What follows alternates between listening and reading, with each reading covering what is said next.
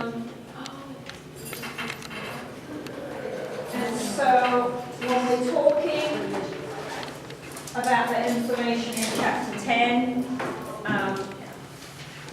some of what we're discussing starts to get a little bit abstract, right? Because we have to talk about something we can't touch or immediately see now, right? We've got to make connections between the sensory system, the amount of information that is coming into the brain, and how the brain perceives that and how it uses it to drive the motor skill, right? So make sure, please, that you ask questions if I'm going too quick or if you miss something and you don't quite follow. It's okay, you can repeat stuff. Right? Try to think outside the box when we're doing this chapter. Okay? As adults, your brain is very good at perceiving and interpreting information, particularly in environments and motor skills that you're well practiced in.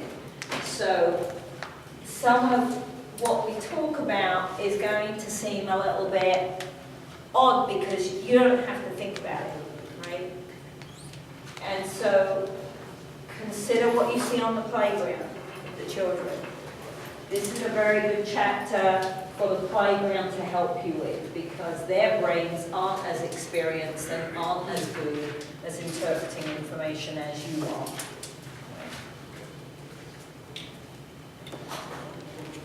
So some terminology to begin with, just to make sure that we're on the right page with the use of the verbiage, because again, in everyday life sometimes we don't use the technical terms in the correct way. Right? Did you put the PowerPoint up here? I just put it out this morning, sorry, we were working on a grant, and I was on the playground this morning, I was like, ooh, I didn't give them the notes. But it is up, yes. So, sensation, the term sensation means the actual nervous information that's traveling through the system, right? So sensation is the neural activity, the activity along the nerve in the central nervous system and the peripheral nervous system that's triggered by some stimulus being received by the sensory receptor, all right? So sensory receptor may be my eyes, maybe my ears. If the stimulus is strong enough, the receptor is going to send a signal to the brain.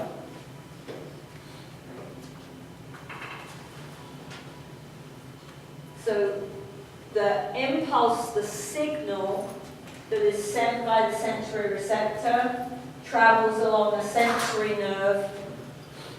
The brain gets the signal. When the brain sends a signal back, it travels along a motor nerve.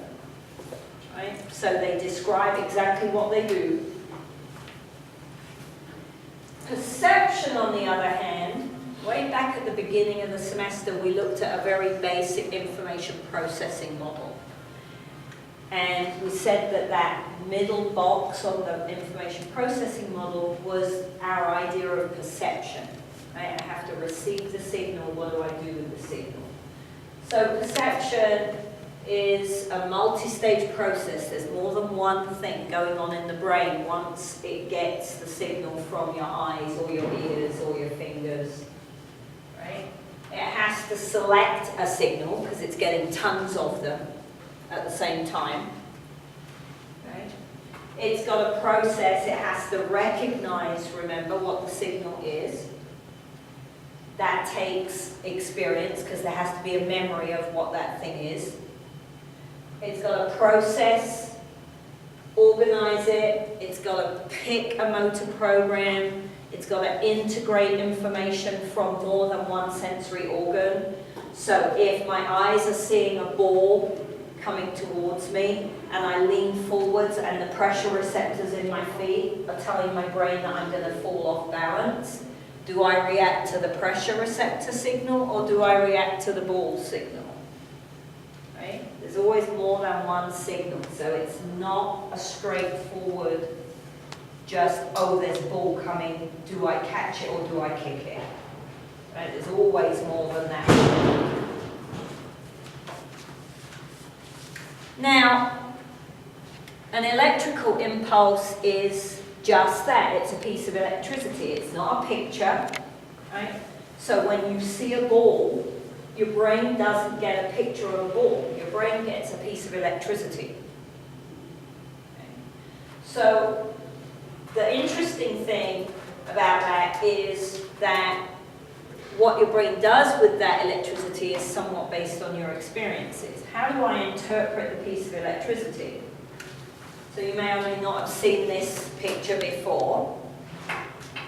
Who sees a white vase? You see those? Who sees the two faces looking at each other? Right? So depending how much experience you've got with looking at this picture, if you've seen it before in books or magazines or you've taken another class, once you've got enough experience, you can switch back and forwards between the white vase or the two black faces.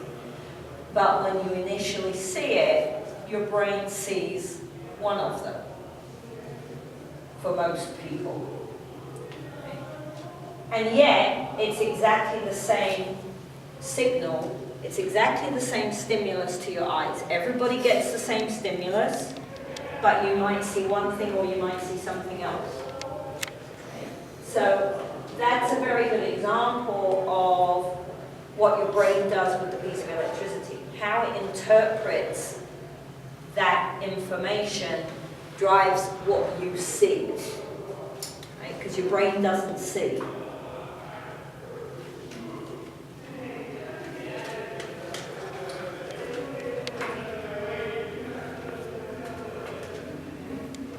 So, the perception, the process of perception, is the thing that gives meaning to the information. Okay? And that's, I think, sometimes tricky to get your head around because we're so used to seeing. Right? I see colors, I see a room, I see a carpet, I see a desk. And yet, we only see because our brain interpreted a piece of electricity. So it gets a little tricky to wrap your head around that idea sometimes. So while you're walking around over the next week or so, think about what other things you see or you have seen in the past that you could perceive as a different object. Right? So I find now, as I'm older, that particularly when at dusk, when the light is changing, so it's not quite dark enough that I've turned the lights on in the house, but it's dark enough that I'm struggling to interpret information. That sometimes I think I see things that aren't there, right? Or I see something and I imagine it to be one thing and it's something else. Okay? So sometimes I'll walk through the house and there's a lump on the floor and I think, the cat threw up a fur ball. But when I get there, it's not a fur ball, it's one of the toys, right? But my brain immediately goes, fur ball, right? And you see a fur ball, but it isn't a fur ball when you get there, right? But I could have sworn, I would put money on what I saw was a fur ball, right? But it's because you don't see anything. Your brain interprets the information and tells you what's there. So, we've got a lot to learn. Okay? Motor activity is hugely important for the brain to learn about spatial concepts and about math concepts and sensory concepts, right? we're motor development people. We think, obviously, that you can't do anything without moving, right? I want everyone to believe we can't do anything without moving, and so moving's really, really important. The early childhood people have known that for quite a long time. Children learn best when they move. Right? But we don't really understand the connection between perception and action properly. We used to just study perception and just study action, but clearly they involve each other. Right? If I don't know the table is there, then my action is going to be inappropriate. Right? So if I can't perceive the table, the action that I do isn't right. But if I move, my perception of the corridor is different than it is when I'm over here.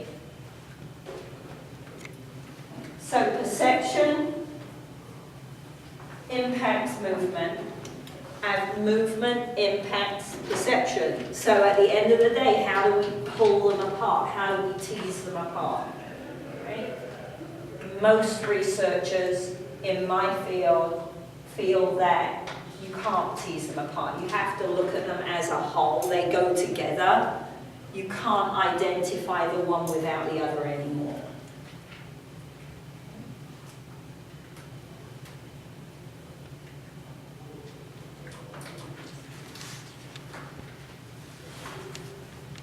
So this 212 does not require that you've taken any structural kinesiology or AMP yet. Some of you may have done, but it's not required. So we're going to take a brief look at some of the sensory systems.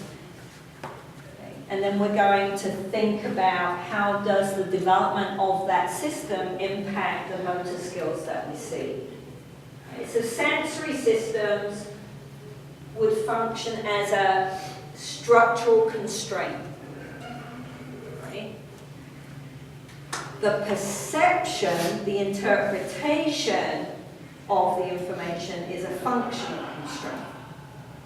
Right? But the actual sensory system, the actual sensory organ is a structural constraint. So your eyes, your ears, your vestibular system. So we're going to pay attention on 3 of the sensory systems, the visual system, the kinesthetic system, and the auditory system. All right? Because those are the ones where there's the most amount of research on how they impact moving. Not that your pressure receptors and things like that in your skin, your cutaneous receptors do impact how you move, but we don't have the research on that. And while we're talking about this information, think, how might sensory disabilities act as rate limiters? Remember, a rate limiter is a constraint that holds back the development of a particular skill at a particular point in time.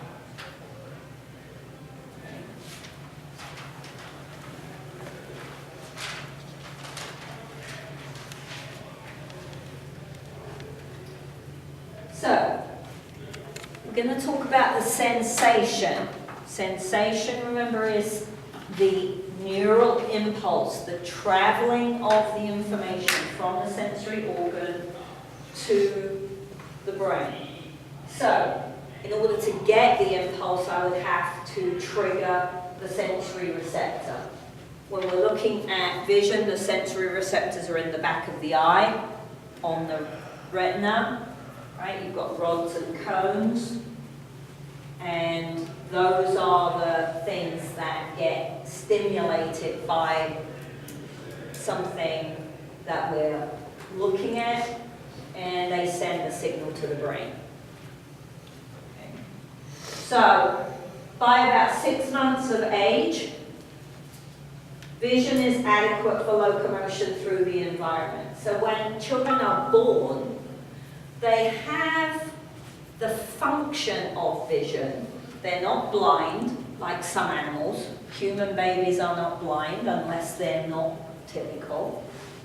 Right? But a typical baby can see. They don't see very well at all. Right? Their eyesight is very poor when they're first born. And really all they can do is see overall shapes. They can't see details, they can't see your face exactly. They see a black blob that's got some lighter space and some darker space in it. Okay. But by about 6 months, the visual system has developed enough that they see well enough to be able to locomote through their environment. So they can see well enough to know they need to go around. They don't know what around is, but if they get enough experience at moving, they will learn to move around. Well, that's great, because right at about 7, 8 months is when they're going to start creeping. Right? So it's very useful that just before they start creeping, their vision develops enough that they can see their way around the room without smacking into something. Right? Wouldn't be any good at all if they could move, self-locomote at 4 months. Right? Because they're just going to self-locomote into the wall. Right? So the systems work together. Right? And it's also really serendipitous, because they start seeing things more clearly just before they move. Well, if I see it, I want to go poke it. Okay? I want to go look at it. I want to go lick it, because everything goes in the mouth, right? So if I want to go poke it or lick it, I have to get there. So the development of the visual system, the fact that they start seeing more clearly 4 or 5 weeks or so before they start self-locomoting, is what drives the self-locomotion, because they're curious. And the muscular system and the skeletal system and the nervous system have all developed enough that they can move on their own voluntarily. And now I'm seeing this stuff, I want to go and be curious and have a look at it and explore it.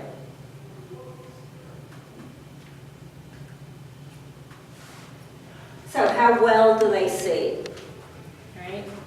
Acuity is the term that is technically used for sharpness of sight. So when we go and get our eyes tested and they give us those numbers, what they're measuring is how sharply we see things. Right? Or are they fuzzy around the edges? So they make you stare into that little gadget and they run those numbers. Can you see the edges of the numbers and the letters, or are things blurry? Right? So during the first 4 weeks after the baby is born, acuity is about 1/5 of what it is for an adult. And this is in a typical baby. This baby is not blind. We just don't see well. Right? Things aren't sharp. Everything's blurry for a baby. Everything is blurry. It's like looking through a film of glass. So the acuity is 20/400. Really bad. So they can differentiate facial features, because if we turn the lights down, what you've noticed is eyes stand out, right? Because we have white in our eyes. So they can latch on to the fact that there's something about their shape that's different, right? Noses sometimes come up, mouths often come up. By about 5, it's improved to 20/30, so masses of improvement. 5-year-olds see pretty well. Okay? And most textbooks say by the time they're 10, they're going to have 20/20 vision if they've got good vision, right?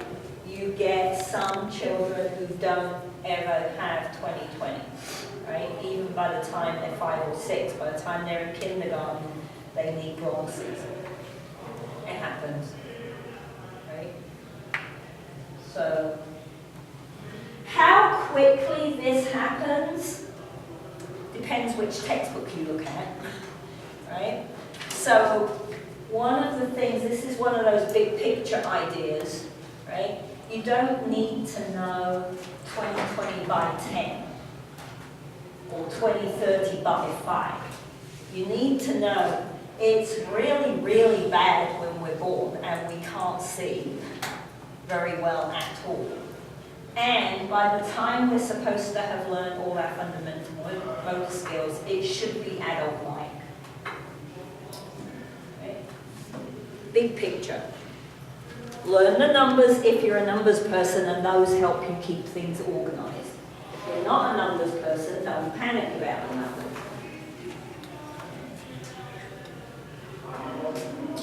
So we have two kinds of acuity.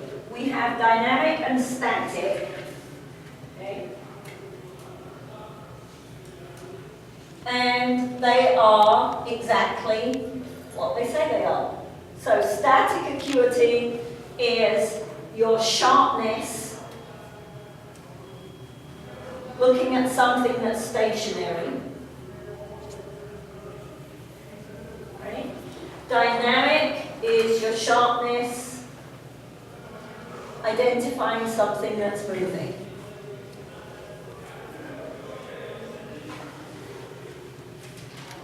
Now, based on what we've done with motor skills, right? What is simpler, what is more difficult? Which one of these develops first? Very good, right? Static visual acuity develops before dynamic visual acuity. So, if you are working with young children, getting them to hit, catch, hit, throw, kick, something that is static is easier than something that's moving.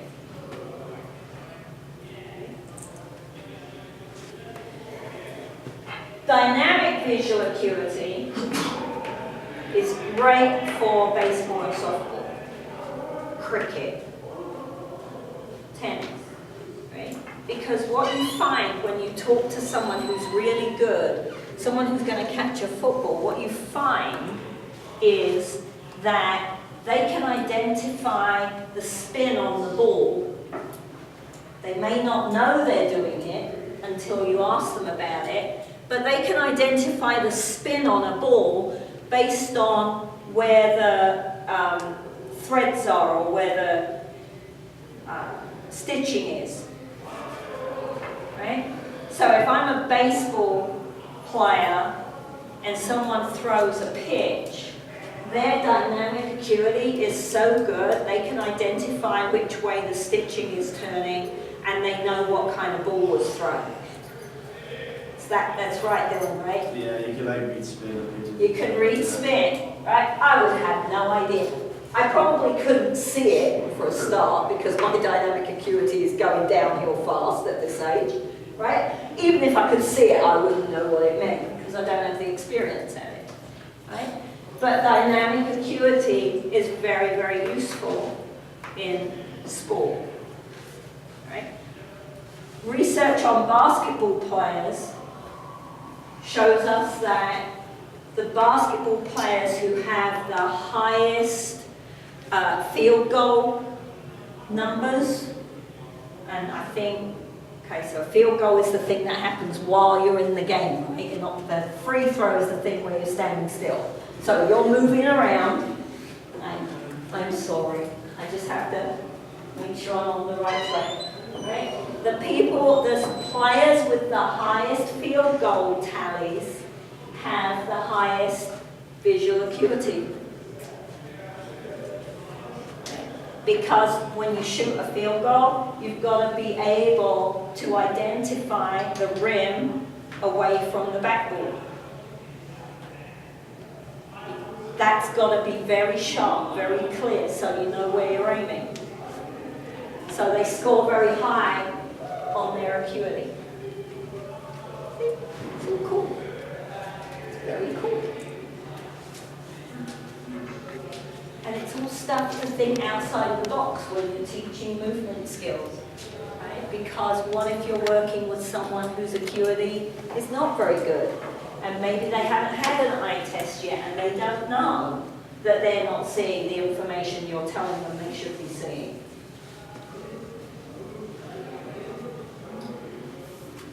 So, we can measure acuity.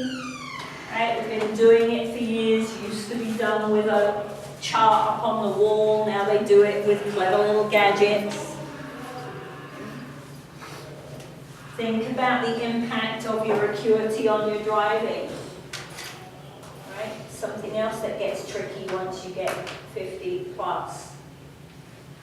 It's difficult when that acuity starts dropping off to judge driving skills.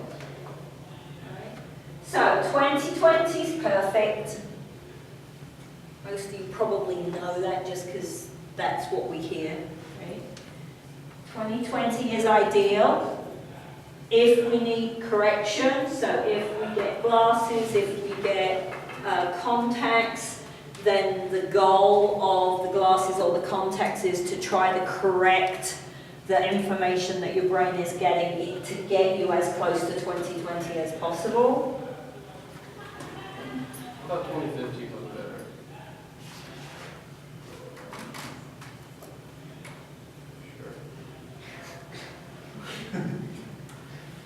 Sure, no. Would I put money on it? No.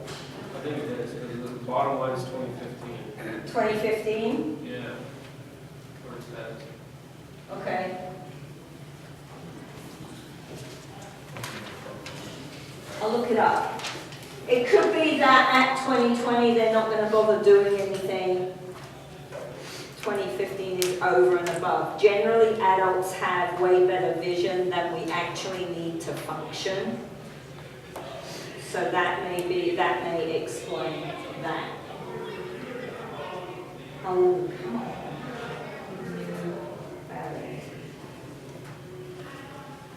All right. So, what happens as we get older? If we have adult-like vision before puberty, which is what the research tells us, then we have adult-like vision for a very, very, very long time before it starts dropping off for most people.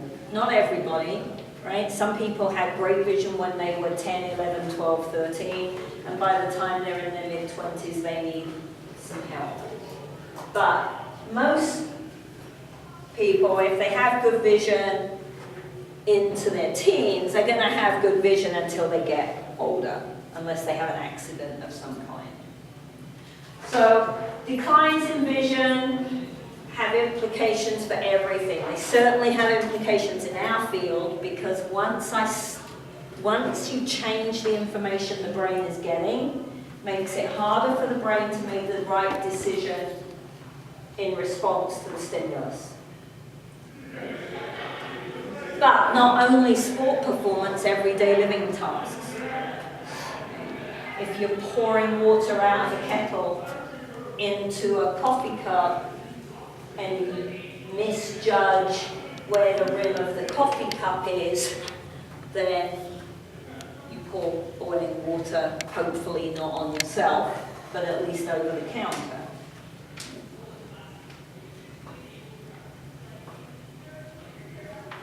Presbyopia is the change in your vision so that seeing things close to you becomes difficult. So watch your parents, watch people you know who are older, watch me, because even with my glasses need updating, right? What I find is I do this automatically because when you're your age, if you want to see something well, you do this. Well, I do that, I can't see anything when I do this. You watch older people and they're forever doing this kind of action, right? It's because as we get older, we don't see well close up, right? But your distance vision is a little bit better. So you just have to get it in just the right place where it sharpens up a little bit. Dim lighting causes problems as you get older. So the other thing you'll notice with older people that you know is that they start turning the lights on in the house. So when you go to your grandparents, do you hear your parents going, "Oh my God, Mum, you can't afford this electric bill, turn the lights off." Well, that's great, but now she can't see and she might fall over. So I would take the electric bill, right? Because the dimmer it gets, the worse your ability to tell where things are and to see things. Well, if I'm playing tennis, then if my only access is to a court that does not have lights, then in the winter I can't play tennis after work. Because it's too dark out on the court. I can't see the ball well enough to play the game properly. So if tennis is my activity of choice, and the court doesn't have lights, now what do I do during the winter? Now I've got to find something else to do. Okay. Driving, nightmare. Nightmare. I will not drive in the dark unless I absolutely have to. And I'm only 52, and I won't drive in the dark. Right? Because I know there's a car there, I see red, but the red is like Christmas lights. Whee! It's all over the place. Like, okay, well I know there's a car because I see red, but I have no idea where it is in front of me. Okay? I can't tell the depth to the back of the next car anymore.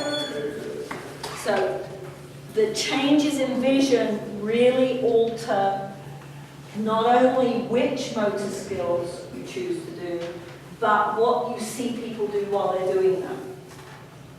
Okay. Aerobic exercise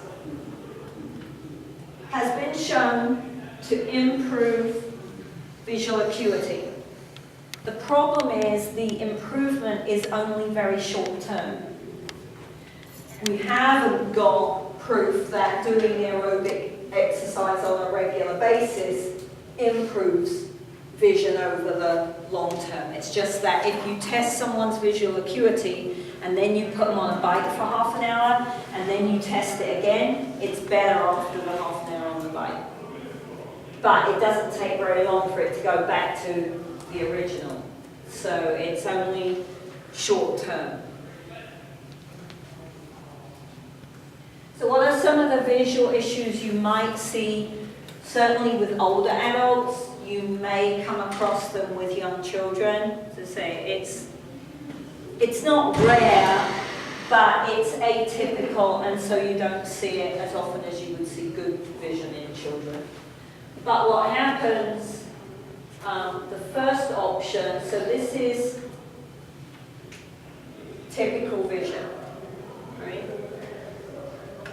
This one on the left is glaucoma. Glaucoma is caused by high pressure in the eye. So the fluid within the eye, the pressure in the fluid gets very high. And what happens in glaucoma is you lose your peripheral vision. So we have a central vision and a peripheral vision. Humans tend to pay a lot of attention to their central vision. We don't always pay attention to what's going on out here, at least not consciously. Your brain pays attention to what's going on out here. Right? Otherwise, you'd be walking into the door frame way more often than you do. Okay? But with glaucoma, you start to lose that peripheral vision. And so what you get is only the signal from what's straight in front of you. that wouldn't be so bad. You could adapt to that if it was a finite situation. Unfortunately, it isn't. For many people who develop glaucoma, it's ongoing. So this space in the middle just keeps shrinking. And if you live long enough, you end up with a pinpoint in the middle. So it's pretty scary for older people to be diagnosed with glaucoma, because for a lot of them that means that they're going to end up blind, practically blind, before they die. So that's pretty scary. It has a big impact on what you're going to see when you're watching someone with glaucoma move, because if I'm standing over here and I throw the ball to you and you can't see anything out here, you can't catch the ball. Right? So when you watch people who have glaucoma, they're always turning their head to face straight onto you. It's a useful thing to pay attention to, because you might pick up vision issues in PE students before a classroom teacher would, because the blackboard is always at the front of the class. Right? So there wouldn't be any reason for the classroom teacher to pick up that they can't see something over here, because that's not where the blackboard is. Right? So as the PE teacher, you might be the first person to notice that there's something a little odd going on, and that they're moving their head more than you would expect them to. Age-related macular degeneration, ARMD, is the opposite situation. In ARMD, we lose central vision and we keep peripheral vision. So I don't see things that are here, but I pick up lots of information from around here. That leads to some quite odd behaviors as well, because now what happens is no one will look you in the eye because they can't see you here. They always turn their head and look at you this way. When the ball is coming towards them, they're going to do this to catch the ball, not look at the ball. So you see some quite peculiar motor patterns if you work with people who develop ARMD.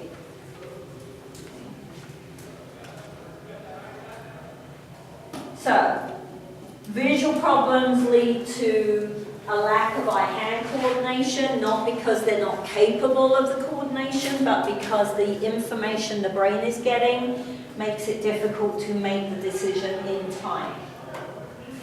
So they might look a little bit clumsy. You'll often get people squinting because the brain will contract the muscles that control the eye to try to change the shape of the cornea and the retina so that it gets some better information. They underreach or overreach for an object. So if the information is dodgy that the brain is getting, then when it goes to reach for something, it doesn't judge correctly. Right? So in order to reach and grasp that we did last week, I have to have good information about the thing, the object that I'm trying to pick up. And unusual head movements we've already talked about. Right? So just try to imagine what it's like to not get detailed information about something you're trying to do, about a task you're trying to do. Right? So those of you that have notepads with you, close your eyes and try to write your name along the line on your notepad.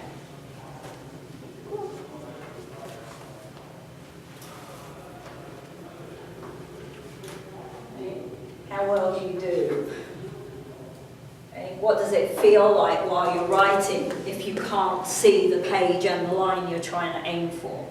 Right? Now try transferring that into striking or catching a ball. I may be able to see the ball, but if I'm not getting that fine detail, still catching can be hard.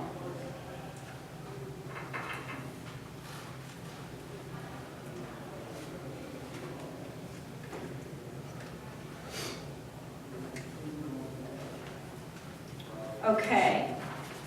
So, sensation is the actual signal, right? It's a structural type of constraint. Is the sensory organ shaped correctly? Does it work correctly? Is the signal traveling up the nerve correctly? Right? Those are structural things. There could be things wrong with the sensory organ. There could be things wrong with the transmission of the signal along the nerve. Perception is functional. What does the brain do with that information once it gets it? So how do we perform movement skills? How do we perform sports skills for us? Because those are the ones we're the most interested in. If we can't perceive space, right? None of this is really conscious. It's not something you think about. You don't look at a room and go, oh, look at this space. You might if you're an architect, and that's your training. But how do I catch or hit something if I can't perceive the object? If my interpretation of the ball or the javelin or whatever is incorrect? What about how I perceive movement? Right? How do I select the information to define movement? What is forwards and backwards? What is side to side? If it's side to side, is it going from left to right or from right to left? How do I know?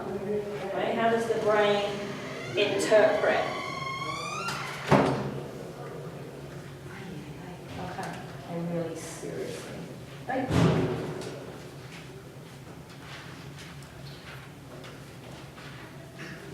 Okay.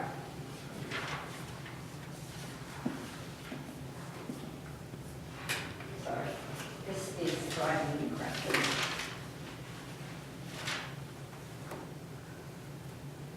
Okay, there we go. That's what we want.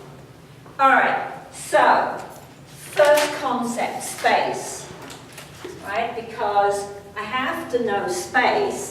Understanding space gives me an idea of how far away the quarterback is, right? How fast do I need to run? So, to understand space, to interpret, to perceive space, I have to be able to perceive depth and distance, right? And what we're talking about is perceiving something that is three-dimensional. I can't perceive something that's three-dimensional because my retina is two-dimensional. The information that my brain gets is two-dimensional. Right? So my brain receives information on that direction and that direction. Okay. So the picture that my brain gets is flat. My brain knows enough, once we've got experience, to interpret the 2D picture as a three-dimensional picture. Hence, we know there's something behind the flat thing, or the flat thing is round, not flat. Okay? But I have to infer depth. And I have to learn about things to know about depth. How do we learn about it? What information does the brain get that gives us the opportunity to infer depth? Right? If you look, if I move this in front here, and you were looking just at that surface, how do you know that that isn't just a flat surface, that there's something else, that there's a desk behind it? Right? You know because you're adults. It's obvious. Some of you know because you're sitting and you're getting a different set of information. But some of the ways our brain can infer depth, that it gets information, is what we call retinal disparity. That's the first tool that we have at hand. So one of the things that sets certain animals apart is the fact that their eyes are set wide apart on their skull. So when you look at a human,